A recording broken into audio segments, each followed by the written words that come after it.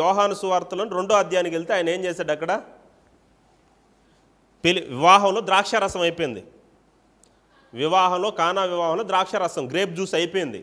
అది వాళ్ళకి ఇవ్వడం వాడుక. ఆ గ్రేప్ జ్యూస్ అయిపోయింది. ఇప్పుడు ఏం చేశాడు యేసుక్రీస్తు? కొండలు కొండలు కొండలు కొండలు కొండలు ద్రాక్షారసం చేసి పాడేశాడు. చిటికలో చేసేసాడు అలా ద్రాక్షారసం. మ్యాజిక్ లాగా, మాయ అద్భుతం లాగా చేసేసాడు. ఇప్పుడు అలాంటి అద్భుతాన్ని చూశారు కదా వీళ్ళు. చూసినప్పుడు ఆయనకు అసాధ్యమైంది ఏముంది? ఆయన చేయలేనిది ఏముంది? ఆయన ఏదైనా చేయగలడు కదా. ఆయన అనుకుంటే చిటికలో ప్రపంచం మొత్తానికి ఒకేసారి భోజనం పెట్టగలడు. ఆయనకి అసాధ్యమైంది ఏముంది? నాయన వీళ్ళకి భోజనం పెట్టేద్దాం, ఏదో ఒక అద్భుతాన్ని చేసేయండి మీరు. లేకపోతే ఆకాశం నుండి ఏం చేయండి? రొట్టెలను కురిపించేయండి. కురిపించలేడు దేవుడు. ఇజ్రాయెల్ ప్రజలకు ఏం చేశాడు? 40 సంవత్సరాల పాటు ఆకాశం నుండి మన్నాను కురిపించాడంట.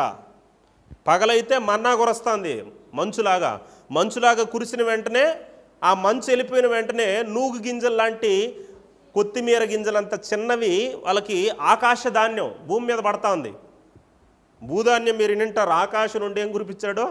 ఆకాశ ధాన్యం కురిపించాడు. సాయంత్రం అయితే పూరాలను రప్పిస్తాడు. అబ్బో, అలా పోషించినోడు ఎంతమందిని? 20 లక్షల మందిని పోషించినవాడు ఆయన. ఇటువంటిది ఇప్పుడు 20,000 మందే కదా అనుకుంటే ఆకాశం నుండి ఏం కురిపిస్తాడు? రొట్టెలు గురువును కాకంటే రొట్టెలు కురుస్తాయి, చేపల గురువును కాకంటే చేపలు కురుస్తాయి, బర్గర్ల గురువును కాకంటే బర్గర్లు కురుస్తాయి, పిజ్జాల గురువును కాకంటే పిజ్జాలు కురుస్తాయి, సమోసాల గురువును కాకంటే సమోసాలు కురుస్తాయి. కురవ అనుకుంటున్నారా? ఆయన అనుకుంటే ఏవైనా జరిగిపోతాయి. అలా హల్లెలూయా. ఆయనకు అసాధ్యమైంది ఏది లేదు. ఆయన ఏదైనా చేయగలడు. చేశాడు కదా, చూశారు కదా. ఇప్పుడు అలా అడగాలి కదా. ఇలా ఫిలిప్ ఆలోచనలో ఆయన అద్భుతాల మీదకి వెళ్ళకుండా ఆడికి వెళ్ళిపోయి అంటే లెక్కల మీదకి వెళ్ళిపోయి, ప్రభు ఇలా పెట్టాలంటే ఇలా అవుతుంది నాయన అనేసి లెక్కల మీదకి వెళ్ళిపోయింది. మిగిలిన శిష్యులు ఆయనతో మనకెందుకులే, ఏ అంటే బి అంటాడు, బి అంటే ఏ అంటాడు, ఆయనతో మనకెందుకులే అనేసి వీళ్ళు సైలెంట్ అయిపోయారు. కానీ ఆంద్రే ఏం చేశాడంటే మౌనంగా ఉండలా. ఆంద్రే ఏం చేశాడంటే వీళ్ళందరూ మౌనంగా ఉన్నా యేసుక్రీస్తు చెప్పాడు మీ దగ్గర ఏమైనా ఉందా అంటే అందరూ మౌనం అయిపోయినారు. కానీ ఆంద్రే ఏం చేశాడంటే వచ్చినటువంటి ఆ 1000 మంది దగ్గర వెతకడం మొదలుపెట్టాడు.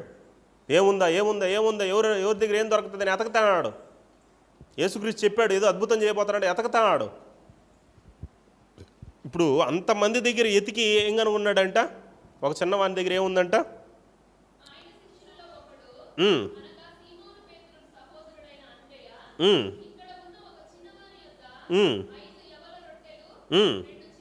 ఐదు రొట్టెలు 2 చిన్న చేపలు దొరికినాయంట.